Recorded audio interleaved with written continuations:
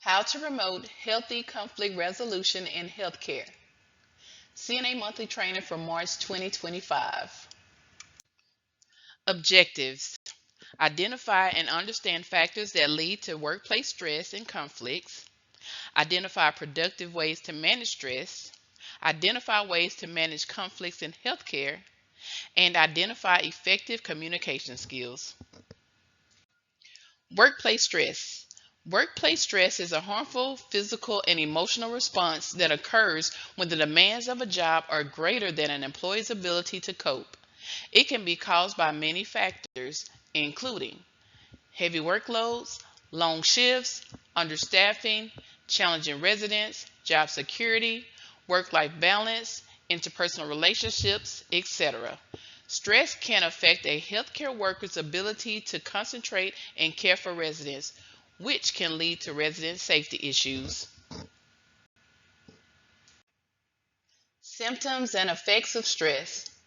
Some of the symptoms of stress are difficulty concentrating, decreased energy, anxiety, insomnia, irritability, depression, anger, loss of appetite, increased substance use, and headaches. And some of the effects of stress are poor health, weakened immune system, poor job performance, and harm to others. Strategies for managing stress. Practice mindfulness, exercise regularly, set work-life boundaries, talk to a mental health professional, build a support system, practice healthy habits, acknowledge your stress. Tips for managing stress. Be a problem solver. Make a list of things that cause you to stress. Then use it to figure out which problems you can solve now and which are beyond your control at the time. Be flexible. Arguing is not always worth the stress it causes. Give in occasionally or be willing to compromise. Take a deep breath. Taking few deep breaths make you breathe slower and helps your muscles relax. Get enough sleep, eat right, and exercise. Getting enough sleep helps you recover from the stresses of the day. Eating right gives you the necessary energy to manage. Exercise can help relax tense muscles and improve your mood. Share your stress. Talk about your problems with friends and family members. They may help you gain a new perspective and suggest solutions that hadn't thought of. Seek professional help. Contact a qualified mental professional if you are overwhelmed, feeling you can't cope, or have suicidal thoughts. 4 interpersonal factors that can lead to conflict. Personal differences, informational deficiencies, role incompatibilities, environmental stressors. In healthcare, like any other professions, individuals in different roles have various personalities and communication styles. When information and role clarity are lacking, resident care can be compromised. Healthcare teams who work in high-pressure environments must effectively find ways to collaborate for the best possible outcomes. Conflict management in healthcare. Conflict is a normal part of any healthy relationship. Therefore, members of a healthcare team are likely to encounter conflicts, and some conflicts may be unavoidable.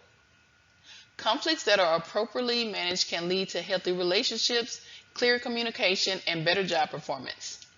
However, if conflicts are not properly managed, then it will affect job performance, resident care, morale, and turnover rates. The people that are in management positions have the responsibility of creating a culture that supports healthy collaboration and constructive conversations, but promoting conflict resolution in the workplace is everyone's job. Conflict resolution skills. Manage stress quickly while remaining alert and calm.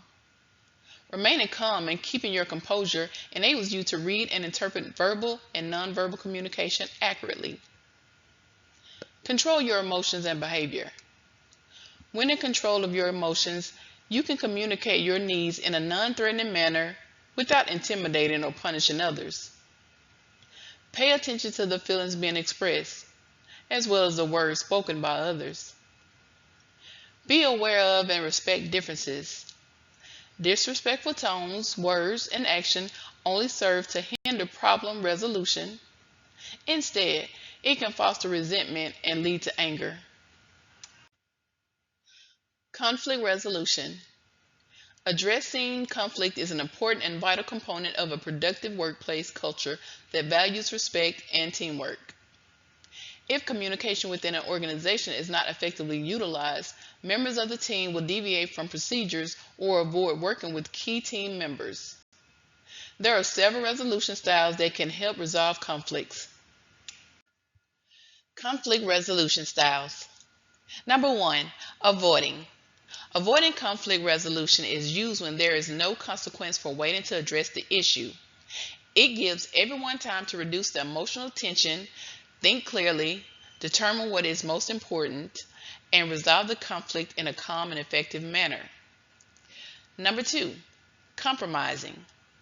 For time-sensitive issues that require a temporary solution when other options are unavailable, compromise may be in the patient's best interest. This conflict resolution style may be viewed as short-lived, and future discussion will be needed for a long-term solution. Number three, controlling. This style is used in certain situations where quick and decisive action is taken by a qualified decision maker on the patient's behalf within a limited time frame because the patient's life is at stake. Some involved in this conflict may feel ignored and become resentful. It is important to make sure that everyone understands and appreciates that the urgent goal of taking care of the patient is the most important objective, while emotions and feelings are put aside. Number four, collaborating. Collaborating is effective when everyone is willing to compromise and explore all possible options. This style can create a productive and positive environment to achieve a long-term solution while sustaining healthy relationships with those involved in the conflict. The downside in this style is that it is time-consuming. If a quick resolution is needed, this approach is unrealistic. Number five, accommodating. Finally, this style is one that creates goodwill and allows everyone to express their point of view and their position within the conflict. However, resolution of the conflict may be restricted and undervalued by some because they may end up disagreeing with the ultimate decision. Effective communication skills. There are 5 effective communication skills to help de-escalate conflict. Number 1, listen actively. Observe nonverbal gestures to understand how others are reacting to the situation. Do not interrupt others and be respectful of everyone involved in the discussion. Be patient and wait to give your opinion. Do not change the subject until the issue is resolved. Number 2, find common ground. Seek common ground for potential solutions. Reduce potential barriers that can lead to escalation or hinder any resolution. Number 3, acknowledge everyone involved. Understand and acknowledge others' positions. Keep an open mind and be willing to compromise to achieve a common goal to resolve the conflict. Number 4, apologize when needed. Be willing to offer and accept apologies as appropriate. And last, number 5, act as a team. With every conflict, there are multiple points of views and multiple objectives that each individual values as important. Work together without blaming or judging anyone involved. Throughout the discussion, clarify who is responsible for the next step in the conflict resolution. Conflict resolution strategies. Several strategies can be used to address underlying human behaviors that contribute to a conflict. Strategy number 1. Both parties in a conflict typically think they are right because they can't imagine that they could be wrong. What will constitute a fair conflict resolution is seeing a situation from another person's perspective, a deed that is often difficult to do.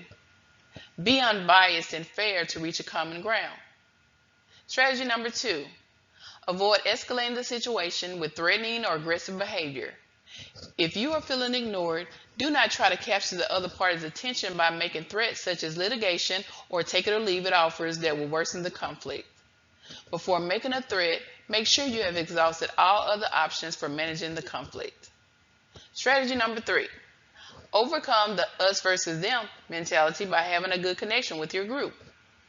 Building loyalty and strong relationships with members of the healthcare team can be useful within an organization. However, during conflict, a strong group connection between some may lead to hostility and suspicion towards others. To establish fair and sustainable relationships, identify and discuss points of similarity between the groups to achieve a resolution. Strategy number 4. Look beneath the surface to identify deeper issues. The conflict could be one that stems from an overall perception of how we are treated and respected. The next time you find yourself arguing, put the conversation on hold and determine the major issues of the conflict that you would like to be resolved, and find common ground and come to an agreement. Summary. All organizations and healthcare teams experience conflict. Effective resolution is necessary to ensure that resident care is not compromised.